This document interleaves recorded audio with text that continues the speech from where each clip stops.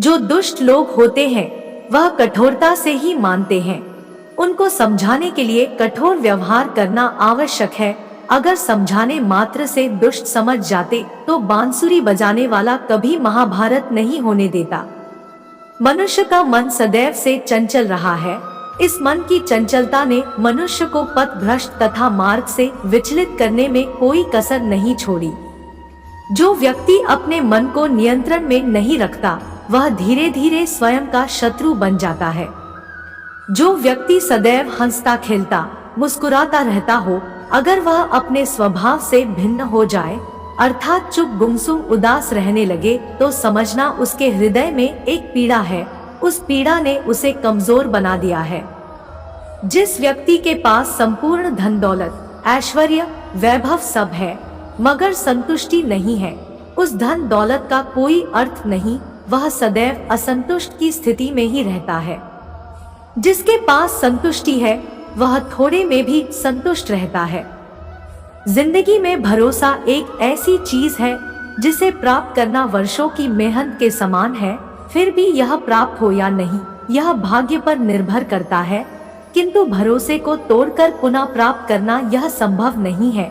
इसलिए जिंदगी में अवसरों का आनंद सदैव ले, लेकिन भरोसे को कभी टूटने ना दे। प्रेम कभी ना समाप्त होने वाली प्रक्रिया है। जिस व्यक्ति को प्रेम हो जाता है वह फिर जीवन में और जीवन के बाद भी प्रेम के वशीभूत रहता है। प्रेम को प्राप्त करने के लिए त्याग, तपस्या और योग का सहारा लेना पड़ता है। जो व्यक्ति अपने अहंकार से भारी हो जाता है, जिसमें अभिमान भर जाता है, वह उस पत्थर की भांति होता है जो भारी होने के बावजूद भी नदी की धारा में डूबकर अपना अस्तित्व खो देता है। अगर किसी लक्ष्य, खुशी या सफलता की प्राप्ति में लंबा समय लग रहा है, प्रतीक्षा की अवधि अधिक है, तो हो सकता है आपकी अपेक्षा से ज्यादा आपको मिलने वाला है।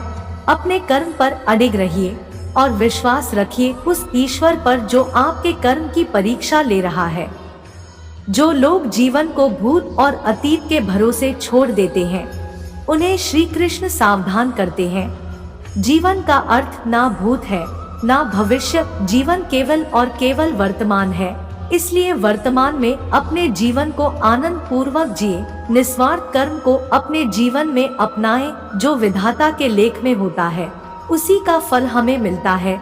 विधि के विधान को स्वयं ईश्वर भी नहीं टाल सकते। जिस प्रकार राधा से कृष्ण निश्चल भाव से प्रेम करते थे, प्रेमिका के भाव से मीरा कृष्ण को पति मानती थी, मगर विधि के विधान में रुक्मणी का साथ लिखा था जिसे स्वयं विधाता भी नहीं टाल सके। क्रोध व्यक्ति का सबसे बड़ा शत्रु है। क्रोध के जन्म लेते ही व्यक्ति अपना विवेक खो देता है। विवेक के खो जाने पर व्यक्ति अपने पतन के मार्ग में उन्मुख हो जाता है। क्रोध की अवस्था से सदैव बचना चाहिए। इस संसार में कुछ भी स्थायी नहीं है, ना ही सुख दुख और ना ही जीवन मरण, सब एक प्रक्रिया है। जो खुशियाँ आज तुम्हारे पास है कल वह खुशियाँ किसी और के पास होगी। जिसे अपना समझकर हम खुश होते हैं वही खुशी कल दुख का कारण बनती है। आत्मा शाश्वत सत्य है, यह अजय है, अमर है। आत्मा नए नए शरीर को धारण करती है, एक शरीर से निकलकर दूसरे शरीर में। यही आत्मा की विचरण प्रक्रिया है। इस आत्मा को ना तो किसी शस्त्र से काटा जा सकता है, ना ही अग्नि इसे जला सकती है। कोई जल इसे बुझा नहीं सकता और यह किसी वायु से सूख नहीं सकती। ईश्वर के लिए सभी प्राणी समान है, उन सभी में समान रूप से ईश्वर का वास होता है। कोई जीव छोटा या बड़ा, अधिक या ज्यादा प्रिय नहीं होता। जो अपने ईश्वर की विशेष आराधना करते हैं, उन्हें पुकारते हैं, उनके साथ वह सदैव उपस्थित रहते हैं। जिस व्यक्ति में अहंकार, मैं और मेरा का भाव समाप्त हो जाता है, कुछ पाने की लालसा नहीं होती, वह परम शांति को प्राप्त करता है। उसे ईश्वर की शरण प्राप्त होती है। अंत समय में वह उस परम पद को प्राप्त होता है जो देवताओं के लिए भी दुर्लभ है। संपूर्ण जगत ब्रह्मांड चराचर सब में ईश्वर का वास है। यह ईश्वर की माया ही है जो पूरे ब्रह्मांड में व्याप्त है। वही ईश्वर धरती पर मधुर संगीत है, वही ईश्वर अग्नि की उष्मा है। उसी ईश्वर का वास प्रत्येक प्राणियों में है। जो सन्यासियों के चित्त को शांत कर साधना में लीन करता है, वह आत्म संयम भी ईश्वर ही है। जो व्यक्ति कर्म में विश्वास रखता है, अपने कर्म से पीछे नहीं हटता, फल की चिंता नहीं करता, वह पुरुष अपने जीवन को सफल बनाता है। फल की चिंता करने वाला व्यक्ति कभी अपने जीवन को सफल नहीं बना सकता। यह संसार नश्वर है। इस जगत में दुख सुख, हर्ष विषाद आदि लगा रहता है। क्षण भर के सुख से जो खुश नहीं होता और अशुभ होने पर जो दुखी नहीं होता, वह व्यक्ति सच्चा ज्ञानी होता है। उसे ज्ञात होता है यहाँ सब क्षण भर के लिए होता है, भले ही वह सुख हो चाहे दुख। यह जीवन कर्म प्रधान है। जो व्यक्ति कर्म करके, परिश्रम करके अपने लिए कुछ अर्जित करता है, वह वास्तविक रूप से उस फल का भागी है। अन्यथा वह चोर की भांति है, जिसे बैठे बिठाए सब मिल जाता है। जिस व्यक्ति के पास आपके लिए मान सम्मान और कद्र ना हो, उनके साथ रहना व्यर्थ है। वह सदैव आपके लिए शत्रुता का भाव रखते हैं। ऐसे व्यक्तियों के साथ रहने से उत्तम आप अकेले रहें। हद से ज्यादा सीधा साधा होना भी ठीक नहीं, क्योंकि जंगल में सबसे पहले सीधे पेड़ों को काटा जाता है। दिव्यता को प्राप्त करने वाला व्यक्ति शक्तिशाली तब तक नहीं हो सकता जब तक वह दूसरों के हित में ना हो। वह व्यक्ति दूसरों को दिव्य बनाए, इसमें उसके शक्तिशाली होने का परिचय मिलता है।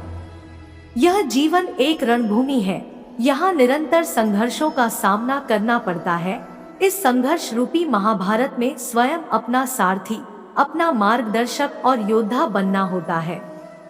जिनकी किस्मत अच्छी होती है, जिनके पास किसी साधन की कोई कमी नहीं होती, वह थोड़ा सा भी कष्ट नहीं झेलते।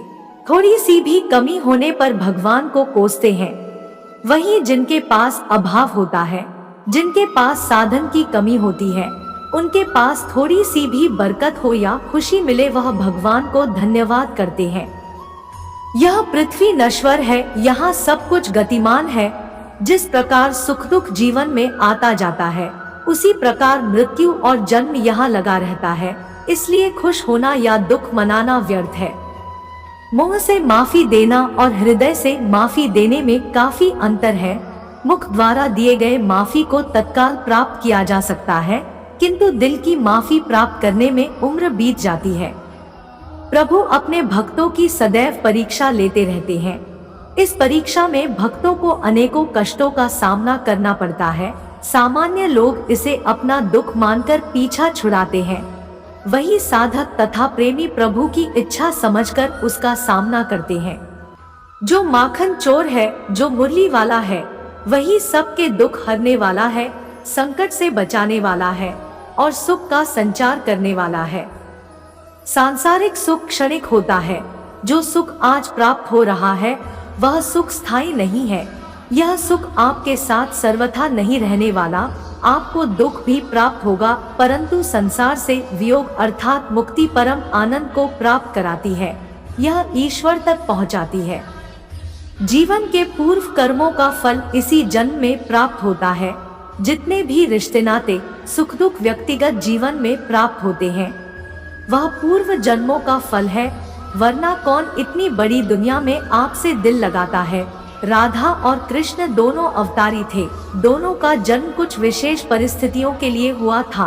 उन दोनों का मिलना बिछड़ना बस एक प्रक्रिया मात्र थी, जिसके माध्यम से प्रेम का वास्तविक रूप समाज में दिखाना था।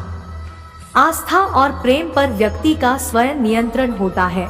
जहाँ आस्था और प्रेम लग जाता है, वही श्री कृष्ण के दर्शन हो जाता है, क्योंकि श्री कृष्ण सर्वव्यापी है। कृष्ण और राधा का प्रेम अविरल बहती गंगा के समान शुद्ध है। परस्पर एक होते हुए भी दोनों एक दूसरे से मिलने को तरसते हैं, एक दूसरे से बात करने को सोचते हैं। एक दूसरे के होकर भी मिलन की संभावना नहीं है। कृष्ण को जो भी भक्त सच्चे हृदय से पुकारता है, वह उनके साथ सदैव खड़े हो जाते हैं। प्रहलाद जैसा विश्वास, भीलनी जैसी आशा और द्रौपदी जैसी पुकार, मीरा जैसा इंतजार, अगर सभी शुद्ध हो तो कृष्ण को तो आना ही पड़ता है। आशाएं व्यक्ति को दुख के मार्ग पर ले जाती है। आशाएं बड़ी प्रबल होती है। आशा अनुरूप कार्य होने पर जहाँ खुशी मिलती है, वहीं आशा के विरुद्ध कार्य होने पर दुख का पहाड़ टूट जाता है।